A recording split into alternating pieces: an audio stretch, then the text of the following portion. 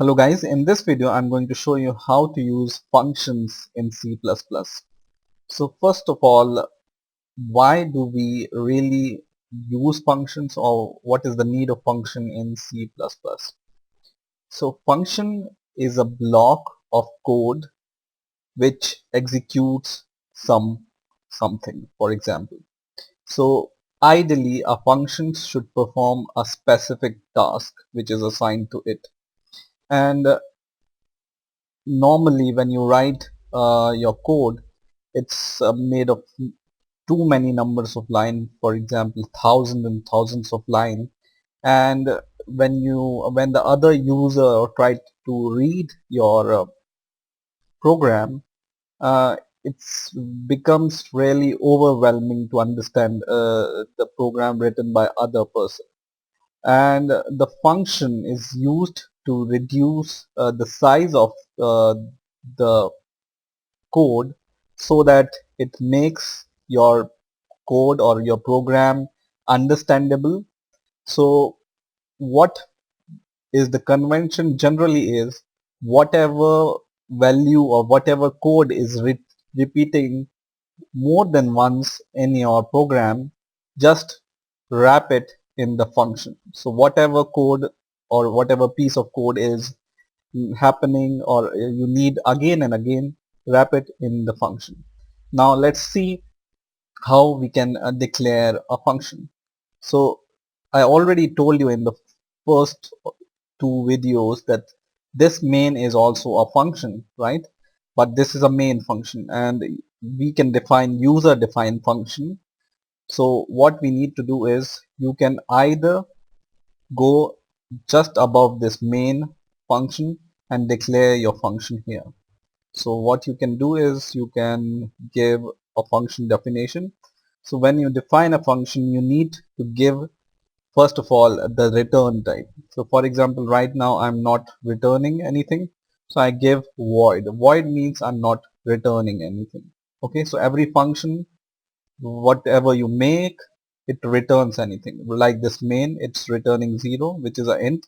That's why I have written int here.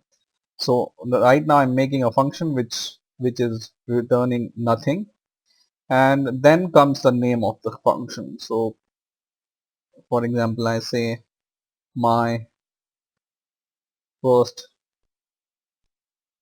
function, and then comes these two parentheses, and then whatever code you want to write, that comes in these two curly braces. Okay, so this is the basic declaration of function. A return type which is void right now, so that we are not returning anything, the name of the function, curly braces, and these, not these curly braces, but these are the parentheses and these are the curly braces. Okay, and whatever you write inside this function, it will be executed when you use this function inside your main function. So for example, I want to print something, so I will write we are in a function. Okay, and I will end the line. Okay, so it's how you can call this function inside your main. What you need to do is just copy your function like this. You don't need to copy the return type, just copy the function and paste it wherever you need to use your function inside main. So I will paste it here, and I will close it by the semicolon. Okay, so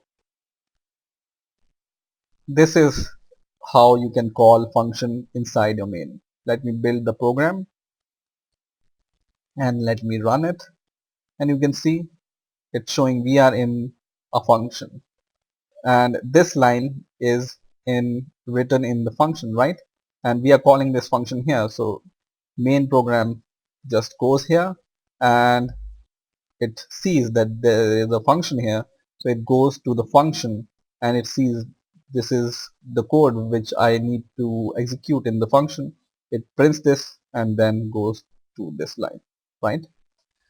So basically I told you that whenever you need to execute a similar kind of code again and again, you can use function, right? So for example, I can use this function multiple times, for example 4 times, then my message will be printed 4 times and I don't need to write the code again and again, right? This is one line. You can add multiple line in this function and you just need to call your function and these line will be executed whenever you call a function. I will build my program and run it and you can see it's executed 4 times. So this is the good thing about function. Whatever is repeating, just wrap it in a function and use it. Now, this is one kind of declaration of function or usage of function. But there is other kind of declaration function definition, like you use or you give the function definition below this main function. Okay, and then when I compile or build my program, it will give me the error. Why it will give me the error? Because your program executes from top to bottom. So your program starts from here. It sees that this line, so it has to add, or program thinks that it needs to add this and it needs to add this line, and then it goes to main and it sees this. But when it executes top to bottom, it doesn't know that there is a function declared below it. So you need to either declare a function on top of your main, or otherwise what you need to do is you need to prototype your function. Okay, if you want to use this function below main, what you can do is you can just copy all your function from void to these parentheses, just copy this and just paste it above and give semicolon, and this type of declaration is called the prototyping of a function. So now when the program execute and compilation is done, it knows that right now this is included, this should be included, this namespace should be included, and then it sees, okay, this function is prototyped here, so I need to include the declaration of the function which is here. Then it comes, when it comes here, it knows that there is a function which I know that I need to execute it, so that's why this will be executed. So let's compile it, and this time I don't have any error. Okay, so in technical terms this is called the prototyping of the function. You just declare all the function here and the definition of the function you can give below this. Okay, and I run the program, it runs perfectly. So in this way you can use functions, and this is the basics of function. There are other type of function which take parameter, which returns parameter. How you can pass parameters in function, so that in the main program whatever variables you have, you can pass it to the function. So let's see how we can use it. For example, I need a function to add two values with whatever the user gives. So I will declare a function here, as I have shown you in the last video. I will give the return type, which is void, and then I will give the name of the function. So I want the addition of the numbers. So I will name my function as sum, and then these two parentheses, and then give these curly braces. And now the way you pass parameters in the function is in these two parents, in between this parenthesis. So for passing the parameter, you need to declare, or you need to give the data type of the variable you want to pass. So you, for example, I need to pass, or I want to pass integer for the numbers. So I will give the data type, and then I will give the name of the function. So I will say, or name of the variable. This is first number. So this is the first variable, and the second variable, once again I will declare the data type and then second number. Okay. So in this way you can pass two parameters inside this sum function. The first variable is first number and second variable is second number, and the data type of both the variables are int in our case. This can be anything, character or float or double or anything else. Okay. Now since this is a function to make the sum of the two numbers, what you need to do is you need to print the sum, right? So you can give C out and then print the message that the sum of the given numbers is, and then what comes is the two numbers itself. So you can just copy this variable here because we are adding these two numbers. So we can write in the parentheses first number plus, just copy the second number and close the parenthesis, and then this insertion operator and then end line. Okay, so what this function will do, it will print the sum of the given numbers are whatever you give in the main, and then it will add these two number whatever parameter you pass in the function, first number and second number, and it will add these two parameter and print it. Now in order to use this function inside your main function, just you need to call the name of the function. Okay, and then once again the parenthesis, no need to write the return type, and then the semicolon, and inside these parentheses I need to give two numbers because this function can take two parameters, 1 and 2, which we have already declared. This can take two parameters, for example 476, and the second parameter is 587. Okay, and just watch here, I separated these two parameters by a comma. Okay, so what this function will do is when it comes to main, it sees that okay, I have this function and I have these two numbers, so it will pass these two numbers here, and then these two numbers will be passed here, and then the program will make the sum of these and print this message. So let's compile our program and run it, and you can see here the sum of the given numbers is 1063, which is the sum of these two numbers. Now in order to make this program little bit more interesting, what you can do is you can declare two variables, int a and b. So both variable type is integer, and you can write C out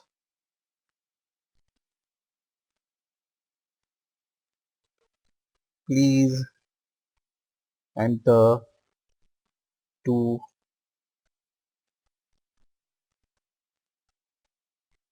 numbers, and then end line, and then you can input these two numbers. So CIN insertion operator A for first number and CIN insertion operator B for second number. Okay, and what you can do is you can pass A as a first parameter and B as a second parameter. Here is B. Okay, so what this will do is now when you run the program, it will ask for the first number and second number, and whatever number you pass or whatever number user will give in the program It will just pass these two numbers here and then it will be executed. Let's build the program and run it. Now it's saying please enter two numbers. So I will enter two number. First number is 7474 and the second number is 8348 for example. And when I press enter, you see that this the sum of the given number is 1582, which is the 822, which is the sum of these two numbers. So this is how you can really utilize this function. User will enter the values and it will be passed to the function and it will be passed here and it will go here, both two numbers, and it will be added and this message will be shown. And in the last video also I've shown you that you can use this function at multiple locations. So uh, for example, you need to add some more numbers, you can just copy this code once again and paste it below, and you can change these variable x and y for example, and in here also you can change it x and y, and here also x and y.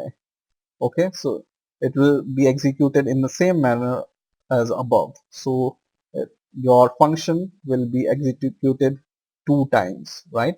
Let's build our program and then let's see what happens now.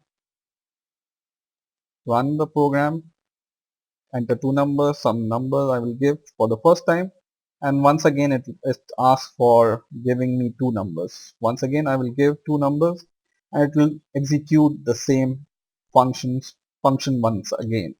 So whenever you need to add two numbers, you can use this function again and again, and you can pass any two variables inside this function which has to be int, or which has to be of data type int.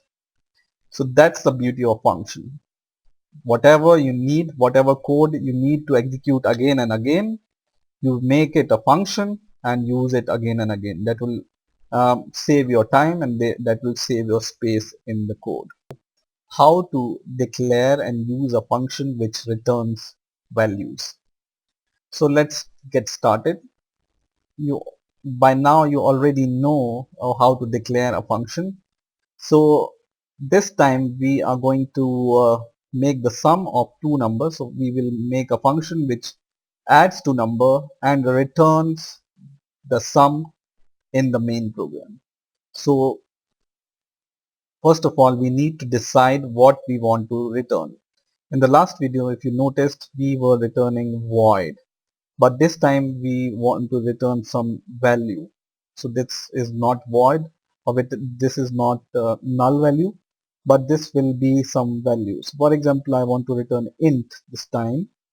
So this is called the return value. Whatever data type you want to return, just write in the declaration here and then write the name of the function, for example sum.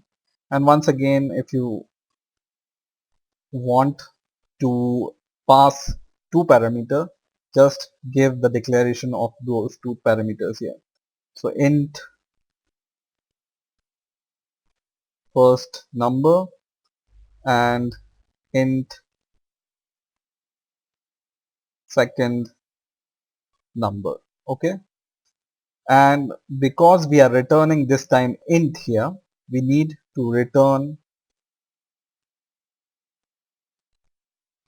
some value in order to execute this function. Okay, so this, because we are returning something instead of void, we need to write this return here, or whatever you want to return.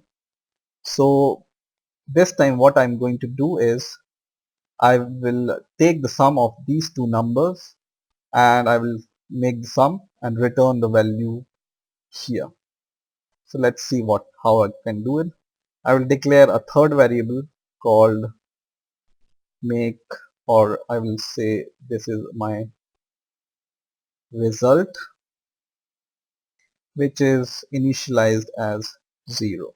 Okay, so that there will be no confusion, there will be no garbage value inside result.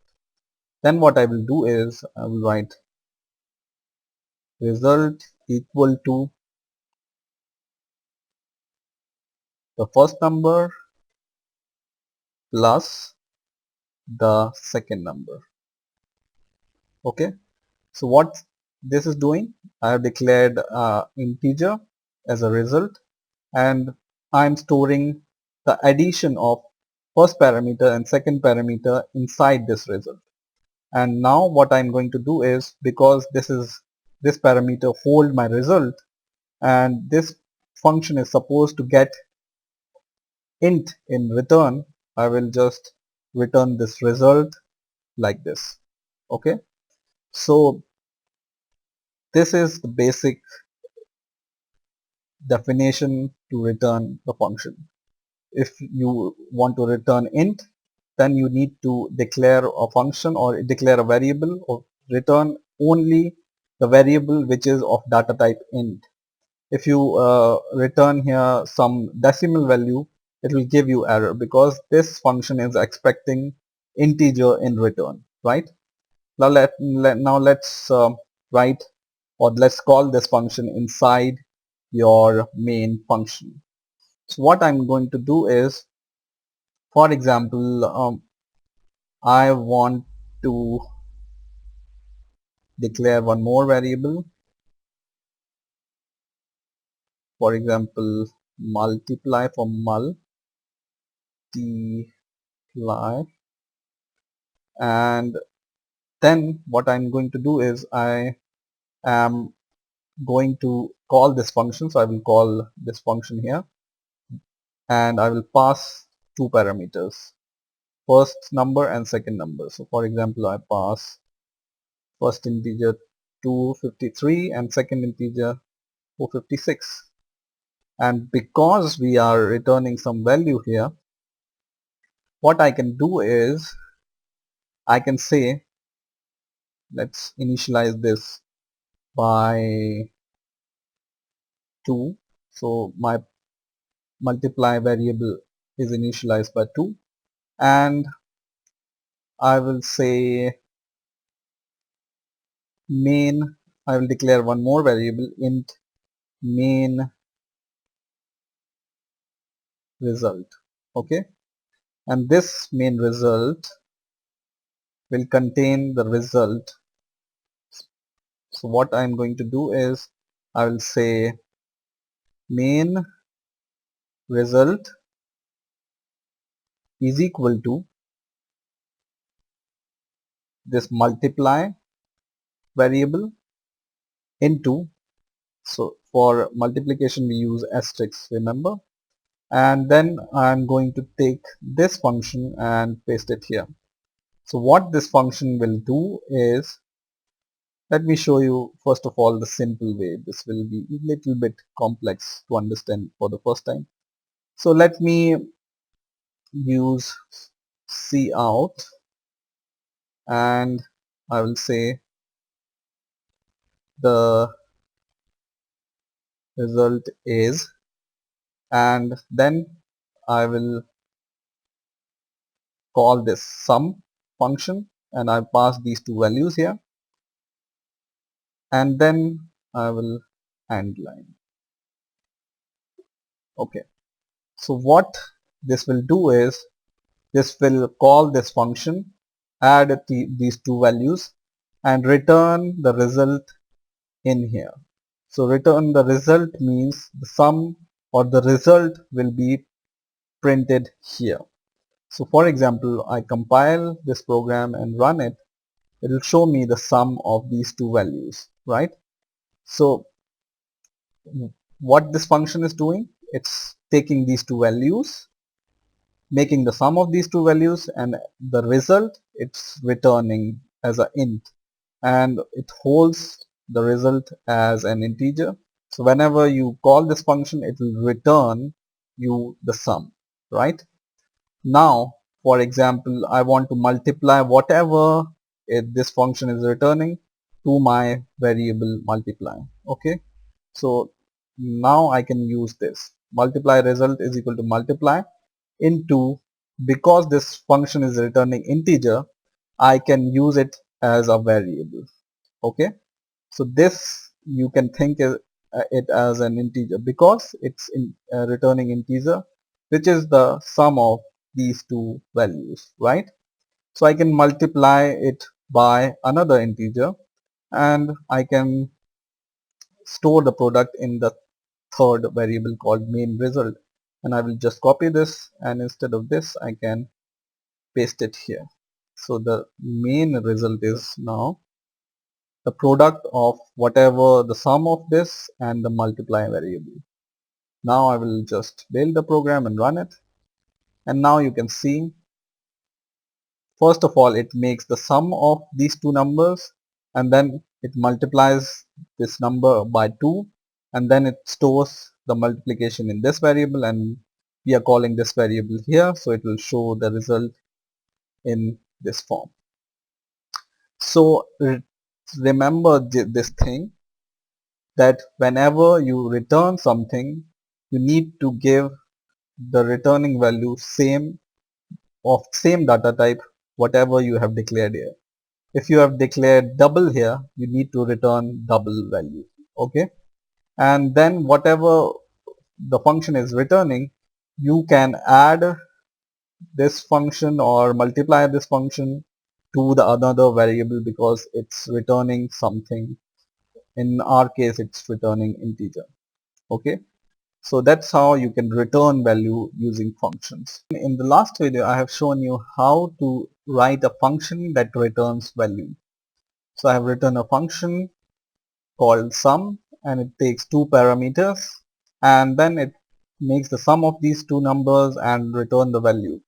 So for example, I want to print the sum of some numbers. I will just say cout and then sum, and in the bracket I will pass just those two numbers.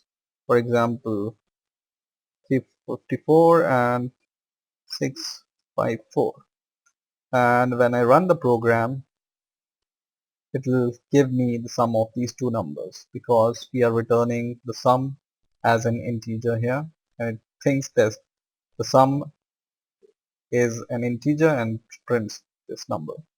Now in this video I'm going to talk to you about one more really important property called default arguments or default parameters.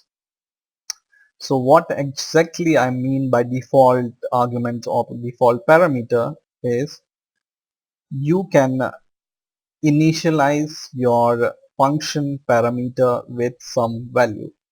So for example, I have written a function for making the sum of these two values, first number and second number.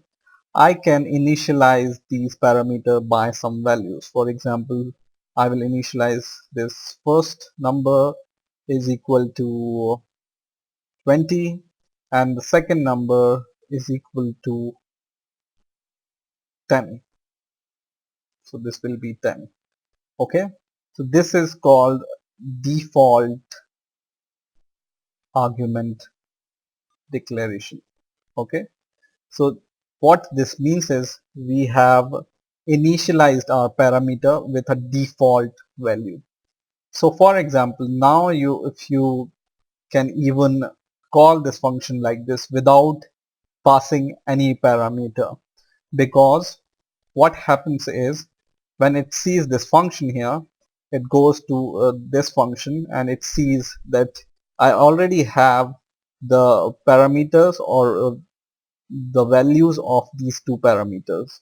So let's see what happens when I run the program. I will compile this and run it, and you can see it gives me the sum of these two default value even though I haven't given any parameter to this sum, right? So this is how you can initialize your function with default values. Now let's see some more properties. For example, you want to override these values. How you can override these values is you can pass some new value here. for example 134. So, and when I build this program, it will still run, and I want to show you what will be the result. The result is 144. So what it is doing is it takes this parameter as your first parameter, right? So whenever you pass the parameter, how it knows that which parameter is this? Is this a first parameter, or is this a second parameter? It In C++, when you pass the parameter, it just goes to first parameter and then second parameter and then third parameter. So if you write here only one value, it will be assigned to your first parameter. When you write here the second value, for example 234, it will be assigned to the second parameter. And now the new values of these two parameter is, for first number it's 134, it is being overwritten by this, 20 is being overwritten by 134, and the second number is now 234, which is 234 is overwritten by 10. And now when you build your program once again and run it, it will show you the sum of these two numbers which you have passed, right? 134 plus 234 is 368. Okay, so this is how you can initialize or your parameter or as default parameter initialization, right? Now if you are using function prototyping, so I have already explained you in the previous video how to prototype your function. If you are using this function below your main, then you need to prototype your function here. So if you are using function prototyping, you just need to copy this and paste it here and just give a semicolon. And when you do your function declaration, you don't need to initialize this values in here in the declaration. You just need to initialize your default argument values in the prototype, not in the declaration. So if you are declaring function below your main and you are prototyping it, just initialize these default values in the prototyping, not in the declaration. It will still work fine. So let's run the program, compiling it and running it, and it will show the same value, right? So always remember that when you are prototyping it, just initialize it at the time of prototyping and not at the time of declaration. So I hope you have understood the concept of default parameter or argument. Now in this video, I'm going to show you how variable scope works in C++ and how unary scope resolution operator works in C++. So first of all, I will demonstrate how variable scope works. So for example, you have a function void print me. It's a random function I'm writing, and what it does is it just prints something. So I'll say print something, okay, and end here. So now for example, you can declare a variable which is local to a function, and you can declare a variable which is global to the function. So for example, I declare some variable in my variable, for example, is equal to 30, okay, and I want to use this variable here also. So I want to print cout my variable in here. Will it work? Let's see if it works or not. So it's showing the error, and what error it's showing is that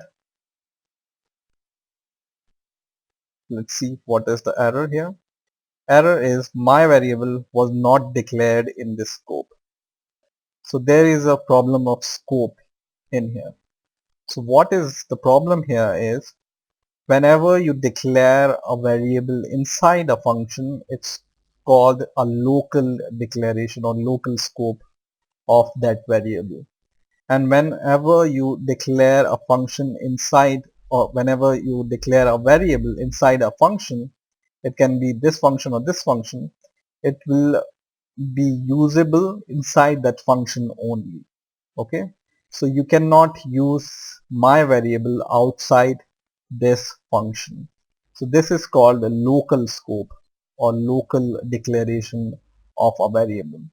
Now for example, if you want to use the same variable in this function and this function, what you can do is you can declare your variable as global.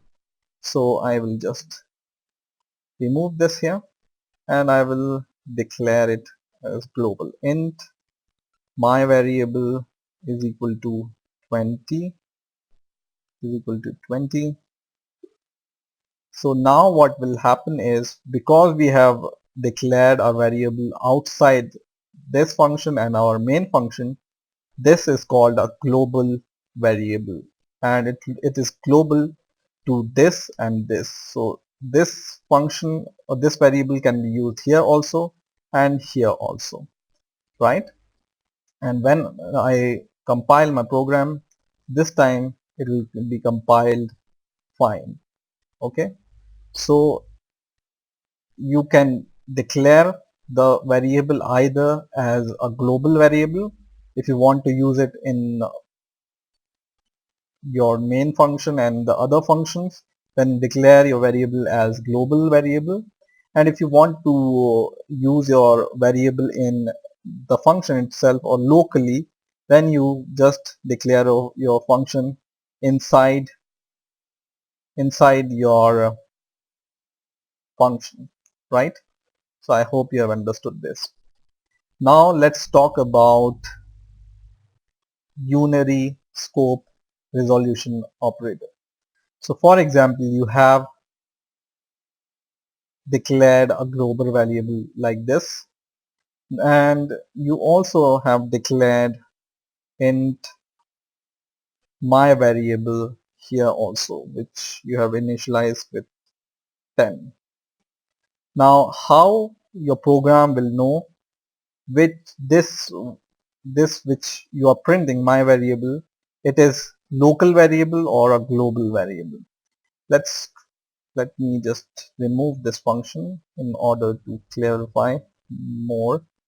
So this is my global variable, and I have also declared the same name as a local variable also.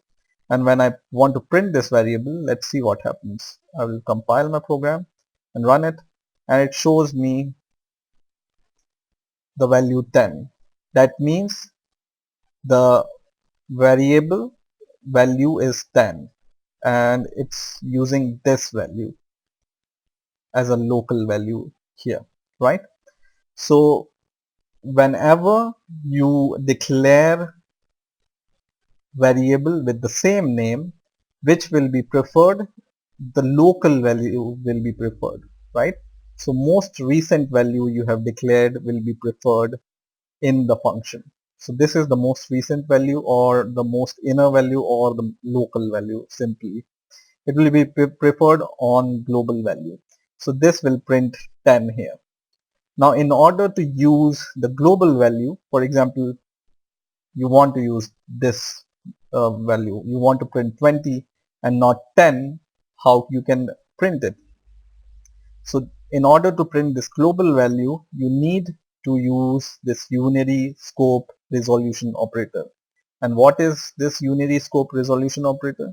You just need to give two columns. Sorry, this was a mistake. You just need to give two columns before your variable. So these two columns are called unary scope resolution operator, and this two double columns tells your C++ code that this variable is a global variable and not a local variable. So in this way you distinguish between global and local variable. If it doesn't have these two columns, it will treat this my variable as this local variable, and when you have this two column, then this my variable will be considered as a global variable. And now let's try to build our program and run it, and now you can see here it has printed 20. So this variable is considered because we have declared it as a global variable using unary scope resolution operator. So I hope you have understood the concept of variable scopes and unary scope resolution operator in C++. In this video I'm going to show you what is function overloading and how we can use function overloading and what is the logic of using function overloading. So I will take an example which I have already used in our earlier uh, programs. So I will make a function to add two numbers. So I'm not going to return anything, and I will make a function, and this will add two numbers. So I will give int first number and int second number. Okay, and I want to print the sum of these two numbers, so I will say cout sum of integers is equal to, and then I will add these two numbers, first number plus this second number. Okay, and then I will just give an end line, and that's it. So what I want is I want to add two numbers. That's easy. What I will do is I will just call this function sum, and then I can add two numbers like this, 235 and 675 for example, and it will add these two numbers and show the result here, right? So when I compile this program and run this program, it will work fine as we have expected. Okay, like this. But what happens when you want to add two decimal numbers? So what are decimal numbers or what are float numbers? Decimal numbers are 265.756 and 265 point something, like this. So what happens if you want to add decimal points and you want to add integers also and different kind of numbers? And when you compile this program, it will be compiled fine, but when you run the program, it will only show you the integer values and not the decimal value. And this result is wrong because we wanted to add two float values and show the result as a float value. So now the concept of function overloading comes. So according to function overloading, you can declare a same function with a same name two times or more than two times with different arguments or different return type. So for example, this function is adding two integer. I can just copy this function and paste it just below it to add two float. So I just change the declaration here, float and float.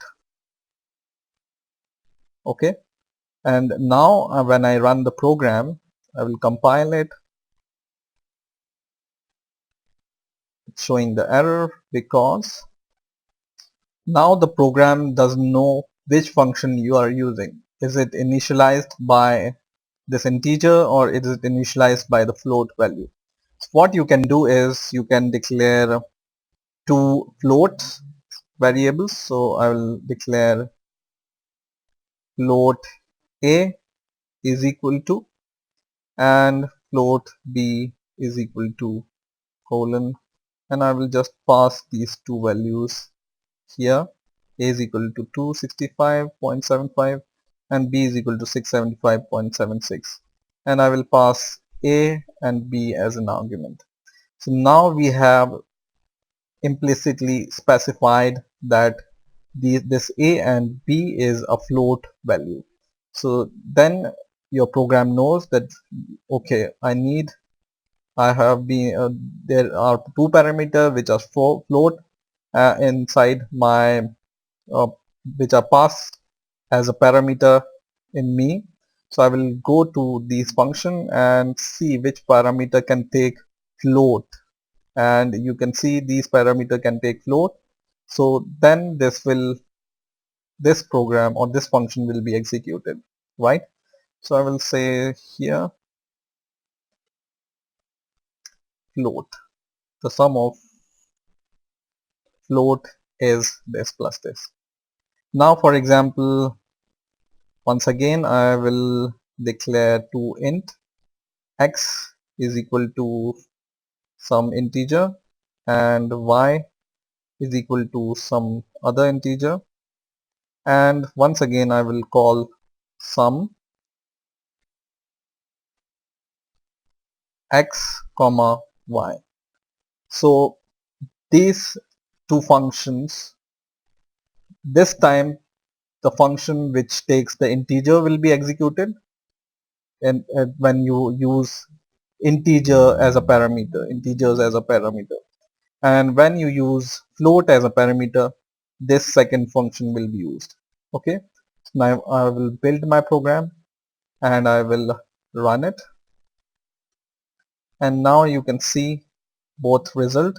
First is the sum of float, that means we are in this function and it will show the result, and then the sum of integers, that means we are in this function. Sum of integers is equal to whatever the sum of these two integers here, right?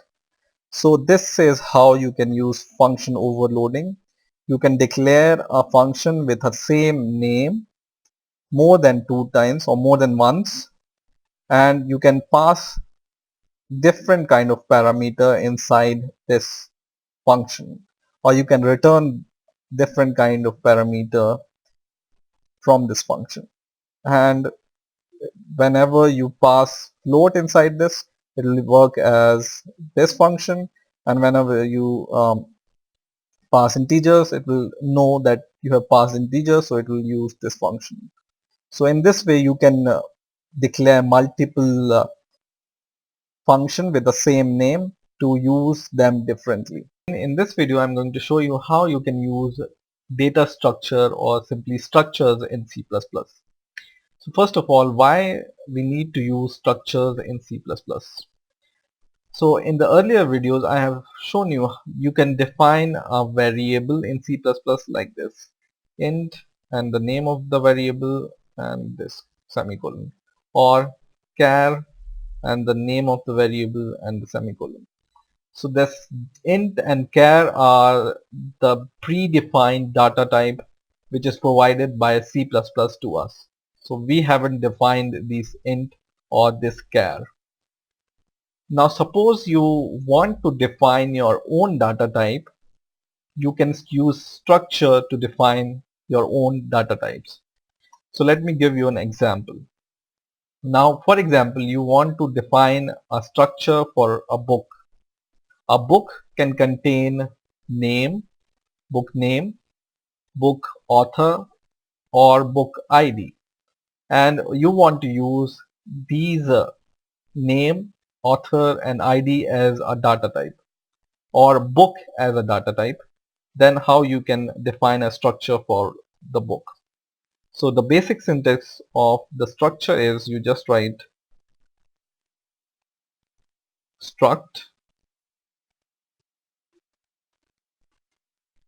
and the name of the structure you want to define. So in our case we are defining book, or books will be appropriate.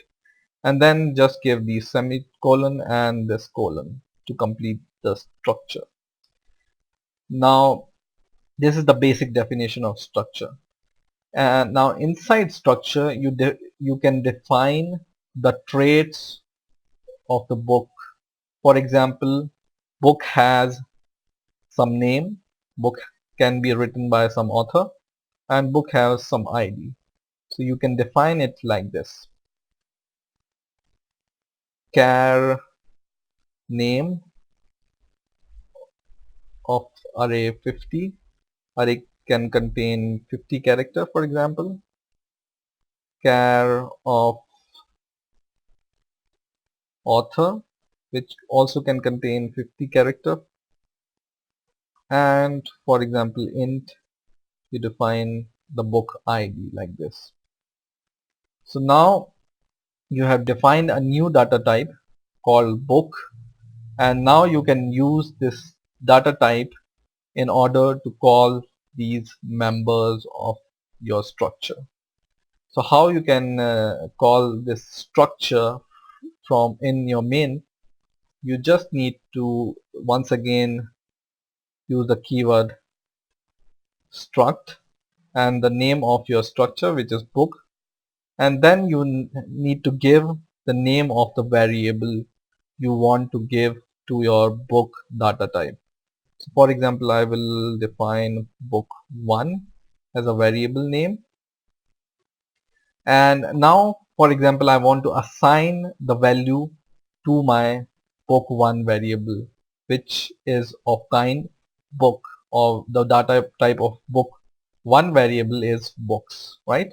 So I want to assign some values to my book. Now I can assign value to my book like this. I will write the name of my variable book1, and when I use dot, which is called dot separator, then you can see the option I can call any of the three members using this dot separator.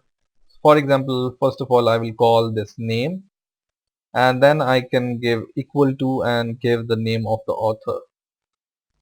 So not the name of the author, but the name of the book. So name of the book, for example, we can give C++ tutorials.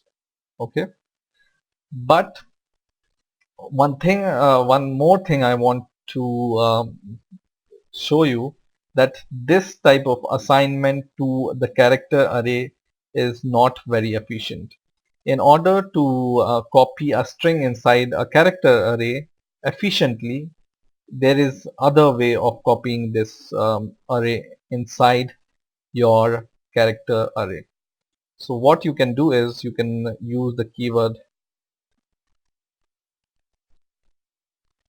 string copy, and as a first argument of this string copy you can give the name of the variable, which is book1.name, in which you want to copy the string, and as a second variable you can give the name, give the string which you want to copy in this character array variable. So this is the more efficient way of copying the string into a character array, right? So avoid using this type of assignment whenever you want to assign a string inside a character array. Just use the code like this. This is more efficient. Okay, so this is a good practice in C++ to use string copy instead of directly assign by equal to. Now, and one more thing, in order to use this keyword string copy, you need to use this library. So just write include C string library. Just include this library in order to use this keyword string copy. I will just copy this once again and paste it here. And this time I want to give the name of the author. For example, I will give the name of the author as programming knowledge. Okay. And then I want to assign the ID of the author. So I will write book1 dot ID equal to 1, for example, right? Now, for example, I want to access the data which is contained by book variable, right? What I can do is I will write cout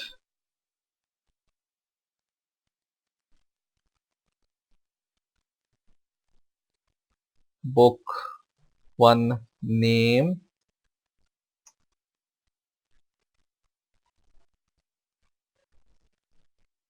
and then you can just access it by this book1 dot name.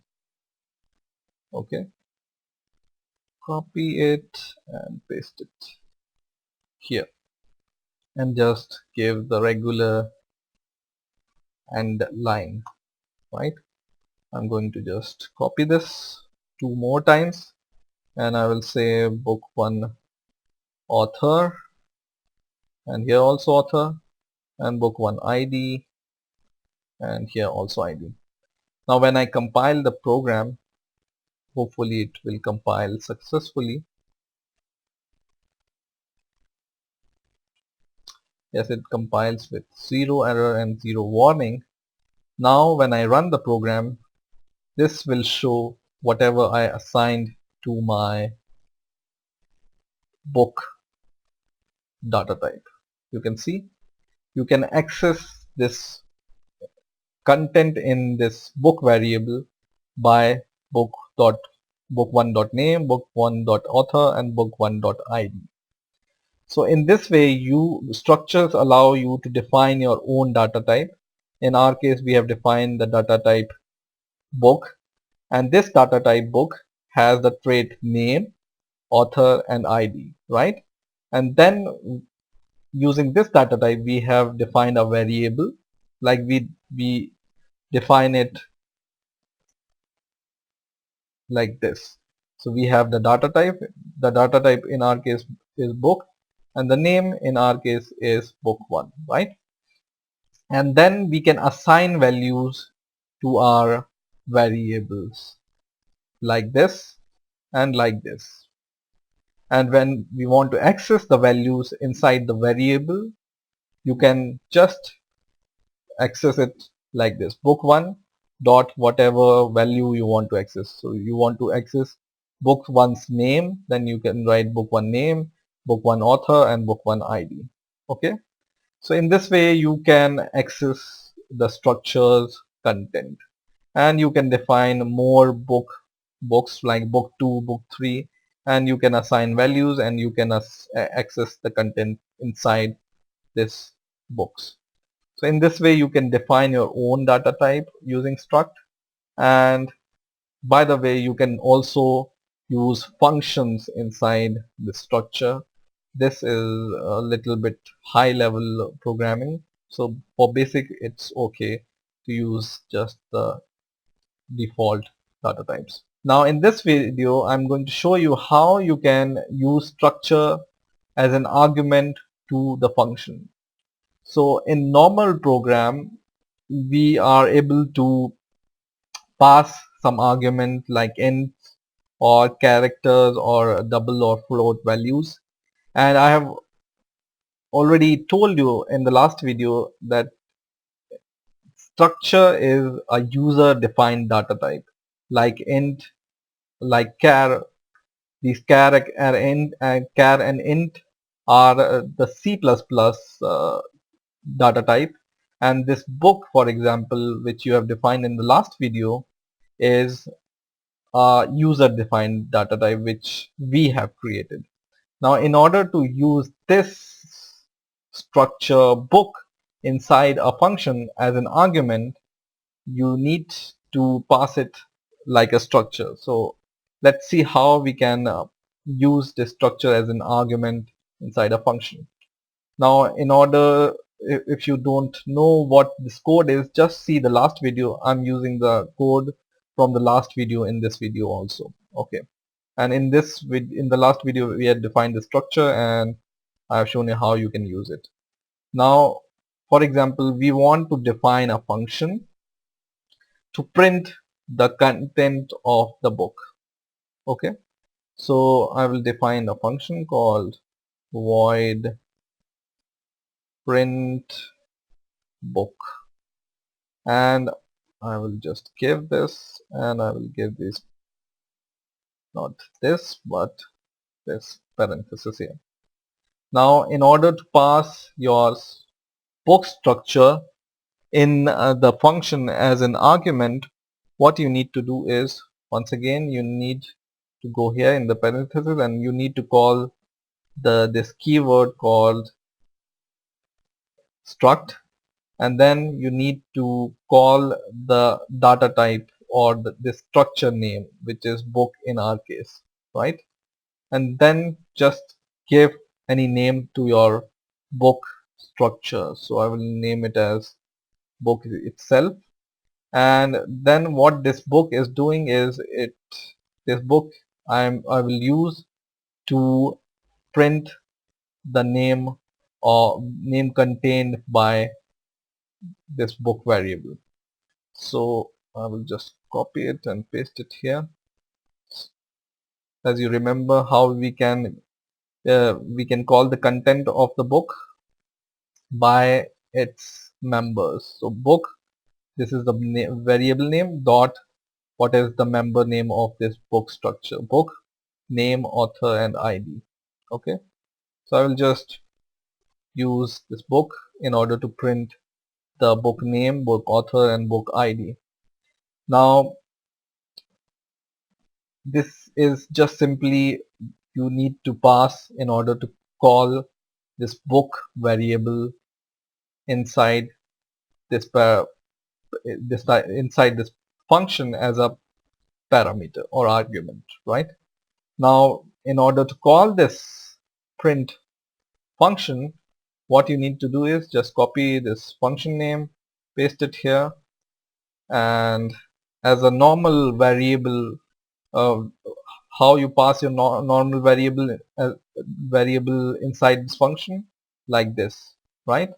So think of it, if it's a integer variable and this will be integer variable, simply you will pass any number here, okay, or the variable which contains the number. In a similar way, we will pass this variable of book because we have defined this book data type here for this book, right? So this is this book, we can pass it inside the function. And now when we compile the program and run the program, it will work fine, right? It's printing whatever we have assigned here. So we have assigned book name C++, book author programming knowledge, book ID 1, and then we are calling this function to print the value book 1 name. Book 1 name is book 1 book dot name, right? So we have passed this, and book dot name is C++ tutorial, which comes from here, right? So in this way you can pass structure variable as a parameter to a function. I hope you understood the concept behind it, and I hope you have enjoyed the video. Please rate, comment and subscribe, and bye for now.